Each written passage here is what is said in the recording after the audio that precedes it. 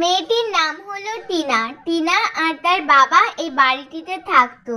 টিনা খুব ছোটবেলায় তার মাকে হারিয়েছে। টিনার বাবা ছিল খুবই সরল এবং পরিশ্রমী একজন মানুষ। টিনা প্রত্যেকদিন সকাল সকাল ঘরের সমস্ত কাজবাজ সেরে মাঠে যেত তার বাবাকে সাহায্য করার জন্য। তার বাবা তাকে প্রত্যেকদিন বারণ করত, কিন্তু কোনো মতেই সে কথা শুনতো না। টিনার বাবা টিনাকে নিয়ে সবসময় দুশ্চিন্তা করত। তারপর টিনার বাবা সিদ্ধান্ত নিল তিনি টিনার বিয়ে দিবেন। কিন্তু টিনা তার বাবার এই সিদ্ধান্তে রাজি হয় না, কারণ টিনা ভাবতো টিনার বিয়ে হয়ে গেলে তার বাবা একা হয়ে যাবে।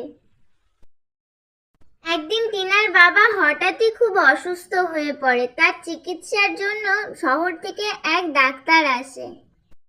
তখন টিনা সেই ডাক্তারকে সমস্ত ঘটনা খুলে বলে। সবটা শুনে ডাক্তারবাবু বলে, আমি আপনার কথা বুঝতে পারছি এবং এর জন্য আমার কাছে একটি সমাধানও আছে, যদি আপনি রাজি হন তাহলে।